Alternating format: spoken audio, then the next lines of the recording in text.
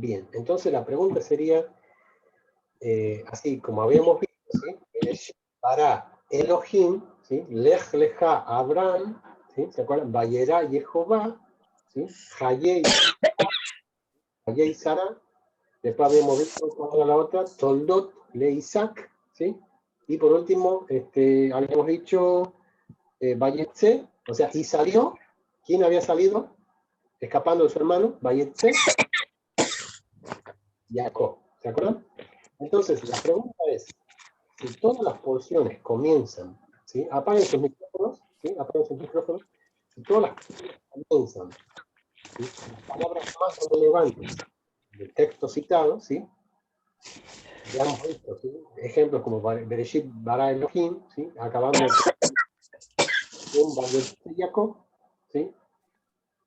¿Cuál sería, digamos, la pregunta aquí? Si la tienen, por favor díganla. Vayigash, ¿sí? Es la para allá que nos convoca, ¿sí? ¿Qué nombre de un personaje bíblico iría vinculado a Vayigash? Que está fácil, chicos, ¿no? Yo había pensado en, obviamente que ya sé que está mal, porque dijiste un nombre. Naciones, digo yo, porque a mí me tocó leer toda la... Pero no es. ¿Un personaje de esta porción, Dani? Claro, ¿O de que o de los que están en...? está dentro del versículo 18. Sí, solo de esta, Ah, sí, Judá. Judá es el que se acerca. Judá es el que se acerca, ¿sí? Judá es el que se acerca, ¿sí? Entonces, en base a eso es lo que vamos a trabajar hoy, ¿sí? En base a eso, en quién es el que se acerca, ¿sí? En quién es el que se acerca y por qué se acerca y para qué se acerca, ¿sí?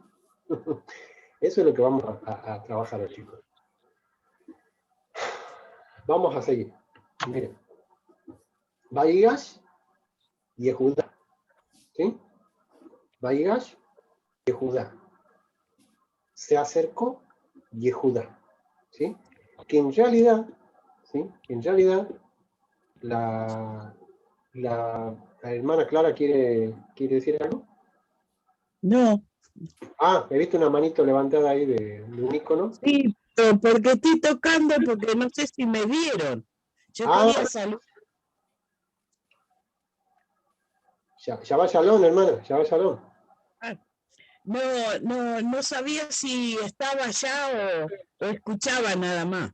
Ah, parece que su cámara está desactivada solamente. ¿Sí? ¿Qué tiene? Su cámara está desactivada, nada más. ¿Y cómo se hace? Ah.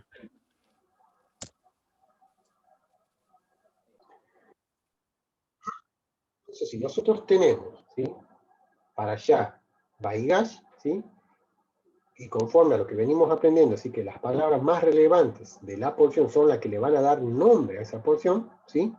Entonces, la para allá va a tomar ese nombre de las primeras líneas de ese texto, ¿sí? Baigash, aquí estaría la palabra Baigash, ¿sí? Hemos dicho Bab, Yod, Gimel, Shin, ¿sí? Baigash, Elad, Yehudá, ¿sí? A nosotros que estamos en las raíces hebreas, ¿sí? Que siempre es una buena ocasión para hablar de esto, siempre es una buena ocasión para hablar de esto, es acerca del nombre de Dios, ¿sí? ¿Sí? El nombre de Dios, que es la Yud, Hei, Bab, Hei, ¿sí? Es prácticamente el mismo nombre del cuarto hijo de Judá, ¿sí? Que se llama Yehudá, ¿sí? Yehudá, miren el parecido, ¿no? Yehudá a Jehová, ¿sí? Es muy parecido, incluso en la vocalización de esta palabra, ¿sí? En el hebreo, ¿sí? Y ya lo hemos visto en el curso de hebreo, y también cada vez que aparece este nombre, nosotros lo analizamos un poquitito como ahora lo hicimos, ¿sí? Entonces sería...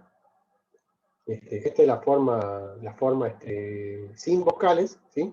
Y esta es la forma con vocales de la palabra o de las primeras líneas de esta palabra, ¿sí? Vaigash, Elad, Yehová, ¿sí?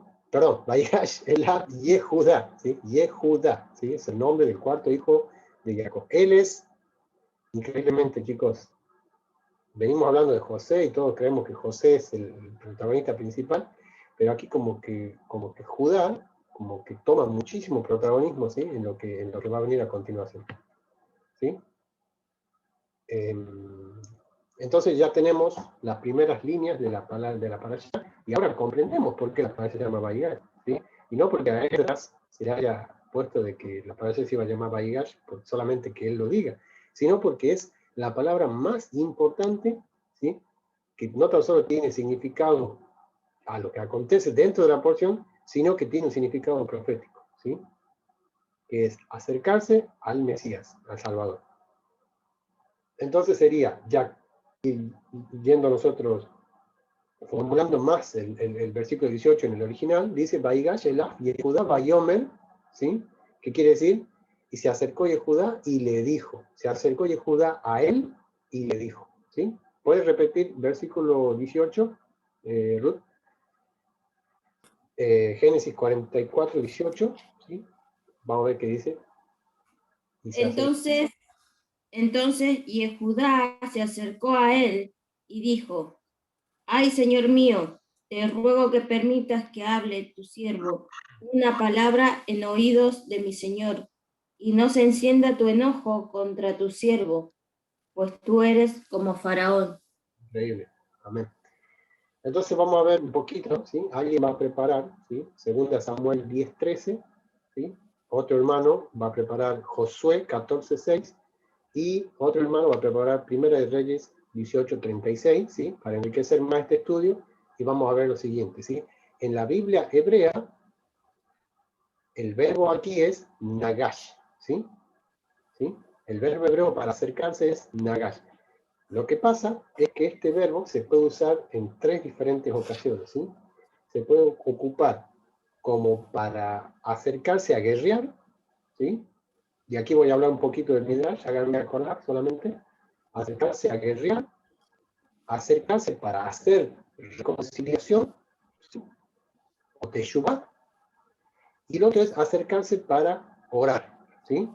Que era como la fotito que le puse al principio, ¿sí? Una foto muy famosa, ¿sí?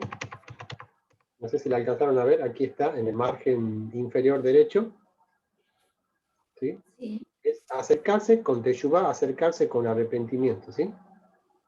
Entonces vamos a leer, ¿sí? Los textos. Por favor, el primer texto que le dije recién, segunda, 10:13. Este es acercarse para guerrear, veamos.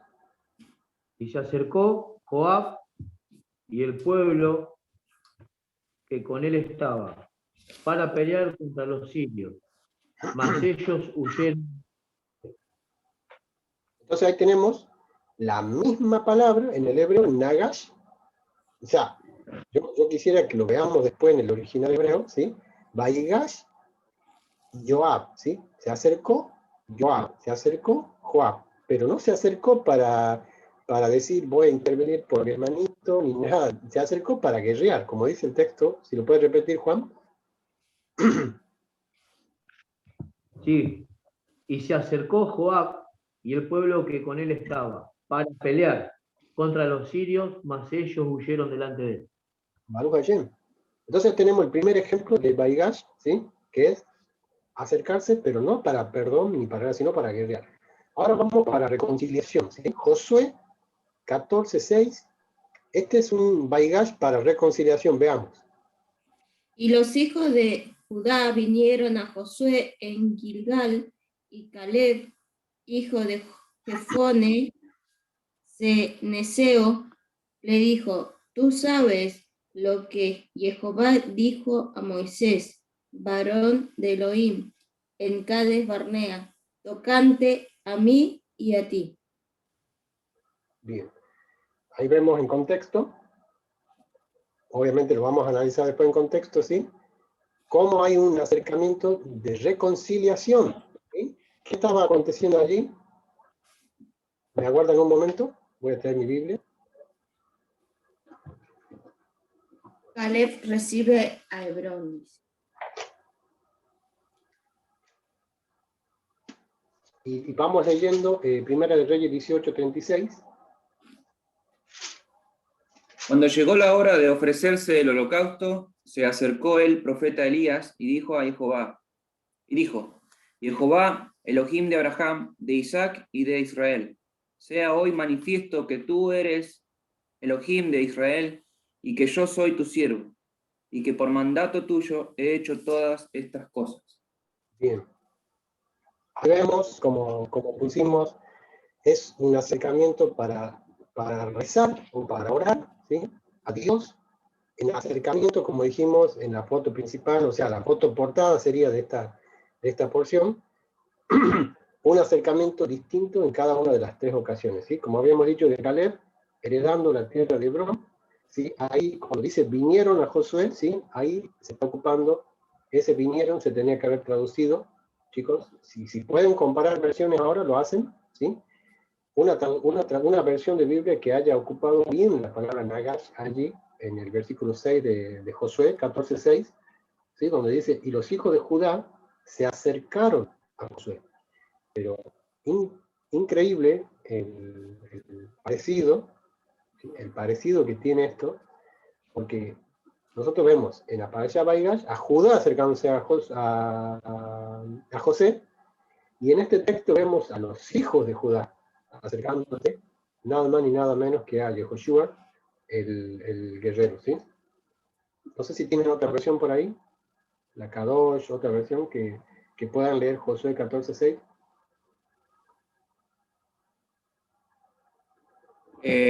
Yo, por ejemplo, en la Biblia del Jubileo, dice, y se acercaron los hijos de Judá a Josué en Gilgal. Ahí está. Se acercaron. Entonces, como nosotros ya sabemos que ahí en el original está la palabra Nagash, entonces ya podemos decir cuál es una mejor traducción, ¿verdad? Sí, se acercó. Se acercaron. Entonces, ahora volviendo al texto que leíste, Claudio, ¿puedes repetirlo? Primera de Reyes, 18:36. Así, aguardame que lo... Cuando llegó la hora de ofrecerse el holocausto, se acercó el profeta Elías y dijo, Jehová, Elohim de Abraham, de Isaac y de Israel, sea hoy manifiesto que tú eres Elohim en Israel, y que yo soy tu siervo, y que por mandato tuyo he hecho todas estas cosas. Amén. ¿Qué está a punto de acontecer allí? Dios está a punto de demostrar que Él es el único y verdadero Dios. Dios. ¿Se acuerdan cuando hablábamos, no me acuerdo en qué porción decíamos, ¿será lícito decir Dios? ¿Será lícito? ¿Será que siempre tengo que decir Elohim? Bueno, no hay ningún problema en decir la palabra Dios, porque en el Monte Carmelo quedó clarito quién es el único Dios, ¿sí? Así que no tengan problema en decir Dios, porque cuando usted dice Dios, usted se está refiriendo al Dios único, ¿sí? Usted está refiriendo al Dios creador, al Dios verdadero, es decir, al único Dios, ¿sí? ¿Verdad? Yo me acuerdo cuando era pequeño, y miren que por ahí esto es relevante, ¿sí?, para esta ocasión. Cuando yo era pequeño, yo tenía la costumbre de decir, de mis compañeritos de la primaria, yo decía la mamá de Ariel, la mamá de Javier, la mamá de ponerle de Cecilia. Y mi hermano me regañaba y me decía, vos no tenés que decir la mamá de Cecilia, la madre de Cecilia, porque si vos decís la mamá de Cecilia, estás diciendo que es tu mamá. ¿Y sabes qué le respondí yo? No, porque cuando yo digo mi mamá, estoy refiriéndome a mi única mamá. Y así pasaba también con el papá, ¿sí? Cuando yo decía, el papá de José, que yo tenía un amigo que se llamaba José, yo decía, el papá de José, y ellos me regañaban y me decían, no tenés que decir el papá de José, tenés que decir el padre de José, ¿sí? Entonces, yo decía, yo voy a seguir diciendo, ¿sabes por qué? Porque cuando yo digo mi papá, no hay otro papá que mi papá, o sea, y no hay otra mamá que mi mamá, entonces me parece muy parecido esto, ¿sí? En el Monte Carmelo, ¿sí?, Dios dejó demostrado quién es el único Dios, ¿sí? Porque el único Dios que hizo descender fuego, esa era la oportunidad que tenía, no tenía mal, de ser otro Dios, y no lo pudo hacer, ¿sí? No lo pudo hacer, entonces como no lo pudo hacer, ¿sí? Adonai Eloheinu Adonai Echad, ¿sí? El Señor nuestro Dios, el Señor uno es, ¿vale? Amén. Entonces, este acercamiento, ¿sí?, de Eliyahu, ¿sí?, este acercamiento de Eliyah fue para expresar estas palabras al Kadosh y decirle, Señor, hoy me acerco a ti, ¿sí? Cuando llegó la hora de ofrecerse el holocausto, Elías se acercó y dijo, Dios de Abraham, de Isaac y de Israel, sea manifiesto que tú eres Dios en Israel, ¿sí? Y ahí él se acerca, ¿para qué? Para orar. Ahora la pregunta es, chicos, volviendo al tema que estamos aquí, ¿sí? De estas tres opciones, ¿cuál creen ustedes que es la que utilizó Yehudá para acercarse a su hermano, que él no sabía que era su hermano, para acercarse al visir, ¿sí? Tenemos en cuenta que Judá tiene tres salidas posibles, ¿sí? Tres salidas, tres opciones de Nagash, ¿sí? Tres formas de hacer Nagash, ¿sí? Tenía de guerrear, y aquí voy a hablar del Midrash, ¿sí? ¿Por qué voy a hablar del Midrash aquí? Porque el Midrash dice que como Nagash es una de las formas de acercarse para guerrear, dice que, por ahí este es chistoso, ¿sí? Pero dice que el Midrash cuenta de que, como él no sabía que José era su hermano, que el visir era su hermano José, él dice que él se acercó. Y dice que como él era el fiador de su papá, y él dijo, yo sin Benjamín no vuelvo, dice que ahí se podría todo. ¿Sí? Ahí se podría todo. Él dice, los judíos dicen que ahí Judá iba a iniciar una batalla terrible. Y dijo, ni Faraón se va a salvar de esta, si no me devuelven a mi hermano. ¿Por qué? ¿Por qué el Midrash midrashea así? ¿Por qué el Midrash fantasea así? Porque, bueno, una de las formas de hacer Nagash es guerreando, ¿sí? Entonces no tiene, o sea, a nuestra óptica occidental, ¿sí? Como que no tiene mucho sentido cómo Judá, un simple pastorcito hambriento que no tenía ellos ni qué comer, le iba a hacer frente al ejército más poderoso del mundo. Pero ojo, dice que Simeón y Leví ya habían hecho guerra, ¿se acuerdan? Ya habían hecho guerra en Siquem, ¿sí? Con los hijos de Hamor, ¿se acuerdan eso? Para allá anteriores. O para vengar a Dina. Mataron a todos en una ciudad. Mataron todo un sí, en la ciudad. Todo. En una de esas le decía, mirá, si se circuncidan todos, yo te traigo a mi hermanito. Tengo otro hermanito más pequeño, pero si se circuncidan todos, yo te lo traigo. Pero José conocía la historia, ¿verdad? Entonces, ¿por qué estoy diciendo esto? Porque una de las formas de hacer Nagash es acercarse para guerrear, ¿sí? Baruch Hashem, que no aconteció eso, sino todo lo contrario, el Nagash que hizo Yehudá fue para Teshuvah, ¿sí? Fue para hacer arrepentimiento, ¿sí? Yo pienso que si esto fuese una obra de teatro, como le dije, todo el salón, todo el teatro estaría en la oscuridad y la luz estaría enfocada solo en ¿quién?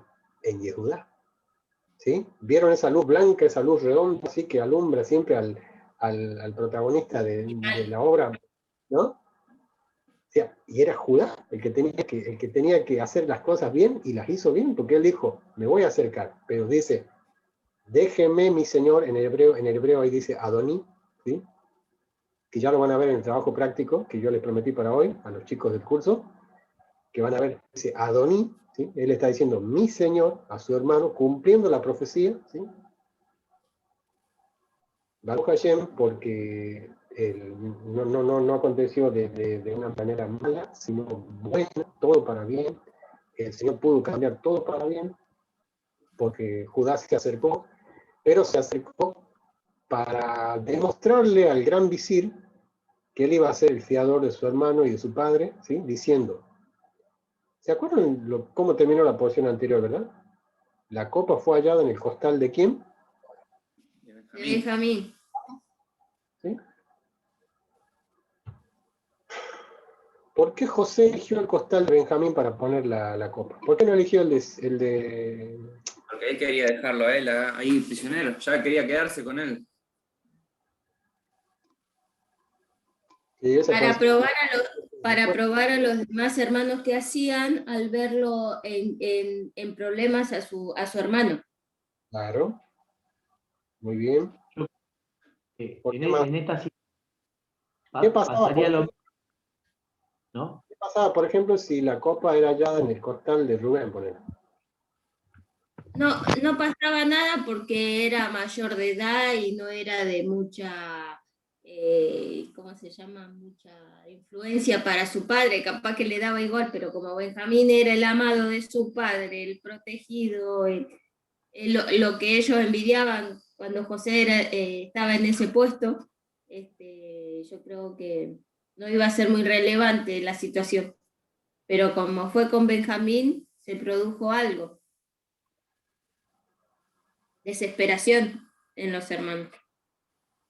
Increíble, ¿no? Entonces por ahí alguien dijo, la respuesta correcta era para probarlo, ¿sí? No tenía, como decimos, no tenía ningún sentido que la copa sea puesta en el costal de otro que no sea Benjamín. Porque él quería probar si esta gente realmente había mudado su corazón, si realmente lo había hecho para bien, si realmente se habían convertido en seres humanos o seguían siendo los criminales que eran antes. ¿Sí? ¿Por qué digo criminales? Porque lo que hicieron con José fue un crimen, chicos. Fue un crimen. Crimen de muerte. Un crimen de muerte, un pecado de muerte. O sea, vender a una persona así, primeramente, secuestrar a una persona y venderla es un crimen que la Torá lo condena. ¿Sí? Entonces ellos tenían una oportunidad para redimirse, para reivindicarse, para arrepentirse, y lo hicieron bien. Baruch Hashem. Vamos a ver cómo continúa esto. Judá ha madurado. ¿Sí? Judá ha madurado.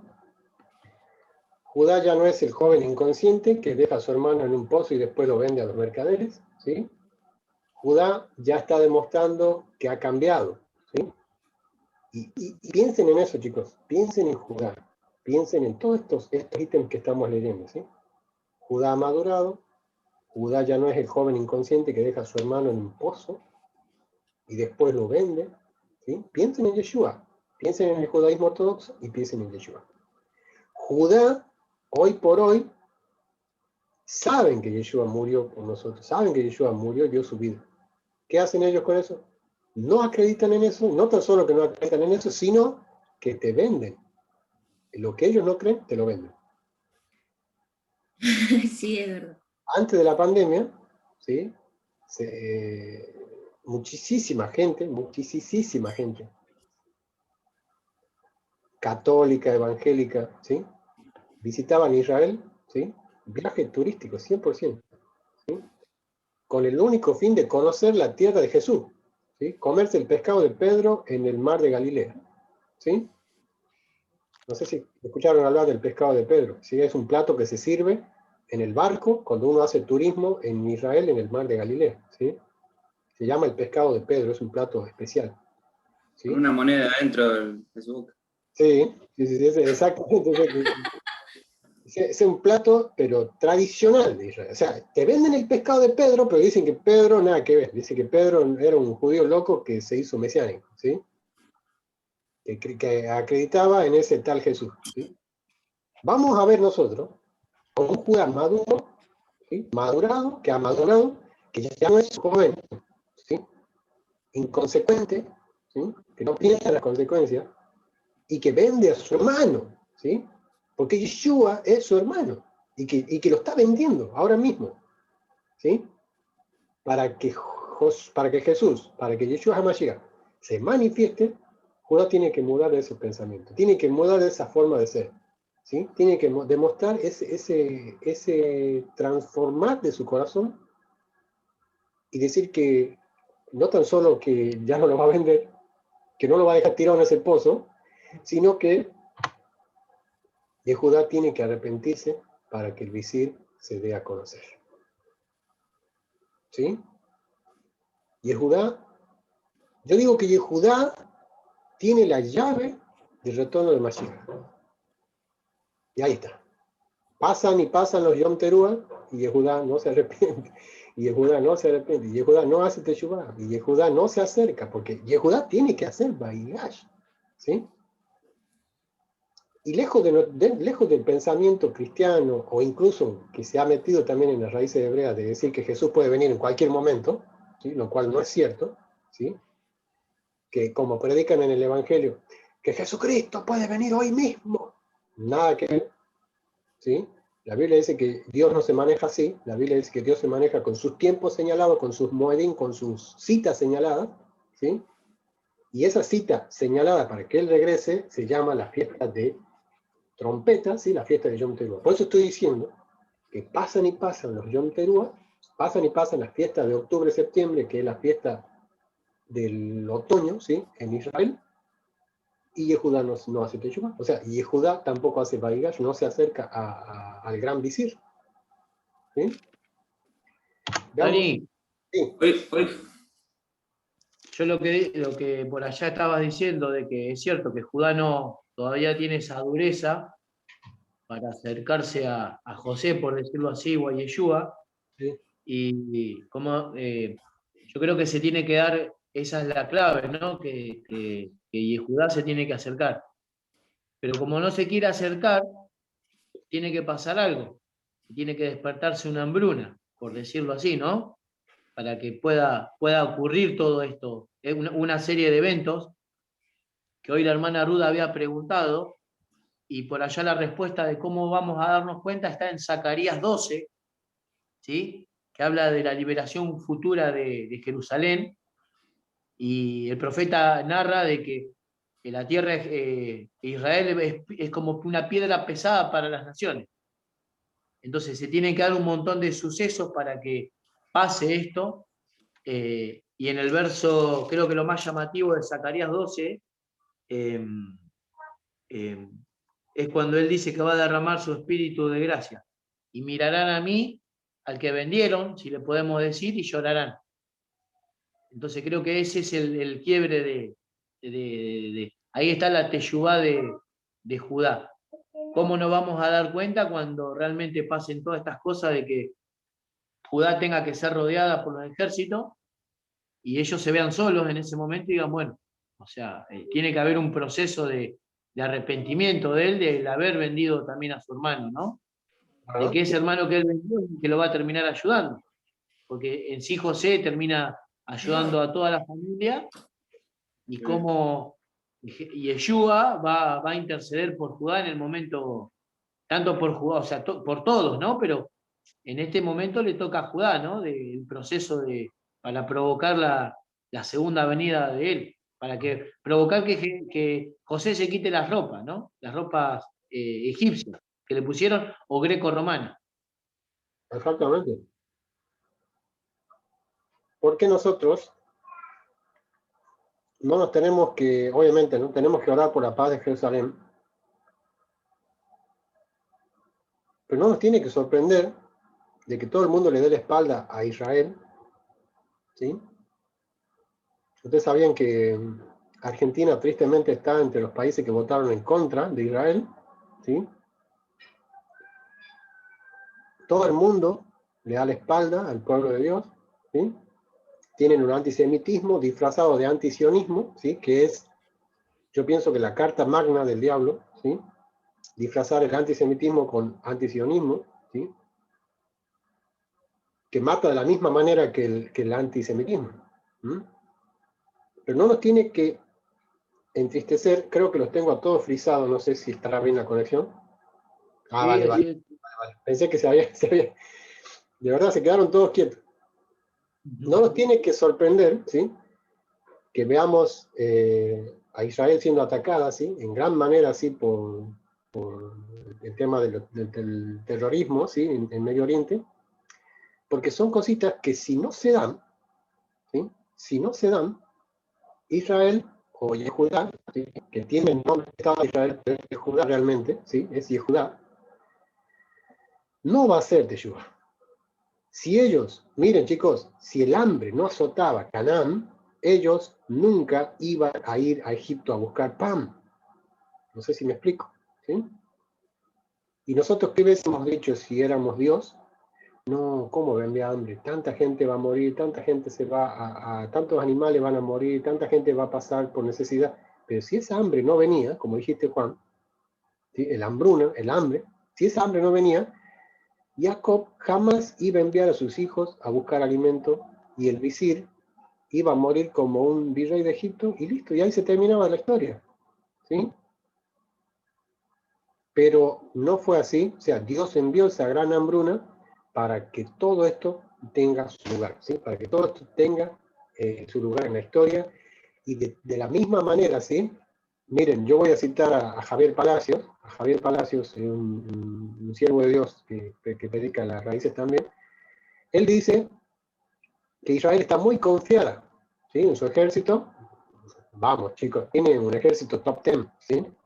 Es uno de los mejores ejércitos del mundo, ¿sí? Y una nación que no tiene ni 100 años de vida, tiene el mejor ejército del mundo, uno de los mejores ejércitos del mundo, y tiene el sistema de defensa que se llama el domo de hierro, ¿sí? ¿Sí? El sistema de defensa antimisiles, ¿no? ¿Qué hicieron los terroristas? ¿Sí?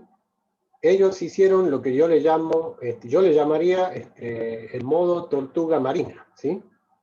Ellos no tiraron 100 misiles para que Israel le derribe 99, ¿sí? Y que solo uno pueda caer. Ellos tiraron 4.000, ¿sí? ¿Y qué hacen las tortugas marinas? ¿Cuántos huevitos creen ustedes que ponen las tortugas marinas en la playa? ¿Sí? ¿Será que le ponen 2 huevos, 3 huevos? ¿Será que la...? A mí me gusta mucho citar a los animales, ¿sí? ¿Se acuerdan que habíamos hablado de la lombriz y la gallina en la porción pasada? ¿Sí?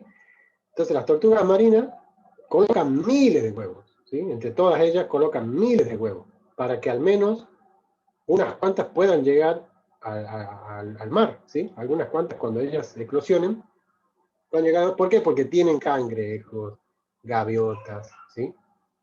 Y cuántos otros depredadores, ¿sí? Que la van a depredar, ¿sí? Esto sería, en este caso, el domo de hierro, ¿sí? El domo de hierro derriba más del 90% de los misiles.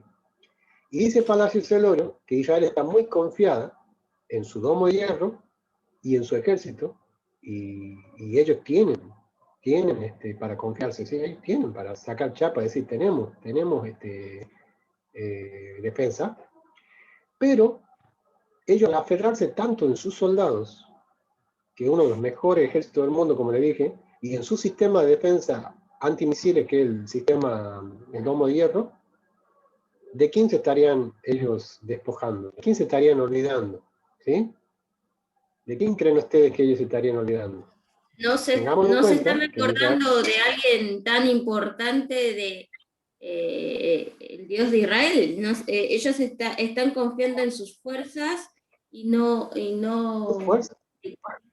Claro. Exactamente. Yo creo Entonces, que como dijimos, el Salmo, ¿no? Que dice, ¿de dónde vendrá mi ayuda? ¿Sí? De los montes. ¿De dónde vendrá mi ayuda? Mi ayuda viene de Jehová. Y el problema es ese, que hoy Judá, por decirlo así, está muy tranquila, y no, por allá dicen, bueno, nuestra propia fuerza nos salvó. No es la primera vez que lo hace Judá. Si ustedes pueden mirar alrededor de toda la historia de la Biblia, muchas veces ellos creyeron que su propio brazo es el que los rescata, y no es así. Por eso yo creo que Zacarías es tan claro que ellos tienen que pasar por este momento para que ellos se den cuenta de que no viene de ellos la bendición, no viene de su fuerza, viene del Eterno, ¿no? Del amor del Eterno hacia Judá. O sea, ese amor porque mal o bien, con los defectos y virtudes que puedan tener, ellos son el hijo que está en la casa. increíble. Esa es la realidad. ¿Se acuerdan, chicos, de Gedeón y los 300? ¿Sí? Que el Señor cambió soldados por vasijas y antorchas. ¿Me entienden lo que le digo? O sea, el Señor cambió multitudes por vasijas y antorchas para demostrarle que Él no se maneja así. O sea, Él no le da la victoria por la cantidad de soldados que tenga, sino por la confianza que ellos tengan en Dios, digamos. ¿Se acuerdan que le dijo, cuántos quedan? Y me quedan 3.000 todavía, 2.000, 1.000. Todavía es mucho, dice. Todavía es mucho. Todavía es mucho ejército. Ellos van a decir, y Adonai conocía el corazón de ellos, y dice, van a decir que ellos lo hicieron, no van a decir que yo lo di. Ahí cuando los lleva a beber agua al río, ¿se acuerdan? Los llevan como los perritos, ellos iban a hacer lo que iban a ir. Y como le dije, los cambió por antorchas y vasijas, ¿sí? Y qué cosa de locos, porque hoy por hoy, como le dije, Ellos tienen, chicos, ellos tienen con qué sacar chapa, decir, tenemos ejército, tenemos una de las mejores fuerzas aéreas del mundo, tenemos, por ahí aprovecho a hablar un poquito de esto, cuando Israel es más atacada, más prospera su tecnología de defensa, ¿sí? Es decir, si Israel no fuese tan atacada, Israel no tendría la tecnología que tiene hoy por hoy en defensa. Obviamente, Hashem, ¿sí?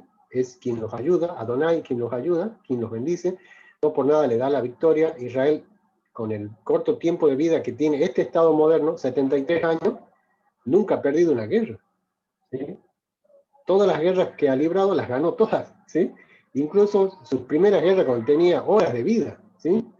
Entonces, lo que pasa es que ellos no tienen que confiarse, ¿sí? Y en eso concuerdo mucho yo con el doctor Celorio, porque Israel, cuando digo Israel me refiero al Estado moderno, ¿sí? Judíos tanto laicos como religiosos, ¿sí? Que están viviendo en Israel, que se confían de su ejército y obviamente ya no, como que ya no confían tanto en el que le dio ese ejército y en el que le dio esa tecnología, en el que le dio todo el favor siempre, ¿no? A lo largo de toda la historia. La sabiduría para crear tecnología y toda la defensa.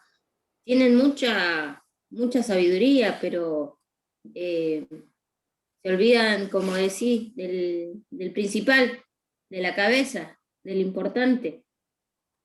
Aparte llevan 73 años de su creación, y si ustedes miran cuando ellos fueron, era todo desértico, o sea, no había nada. Y en 73 años lo que pasó en Israel, en Jerusalén, es increíble. Realmente uno es innegable. Yo creo que la Argentina ni ningún país podría lograr lo que logró Israel. Nadie lo puede lograr en tan corto tiempo.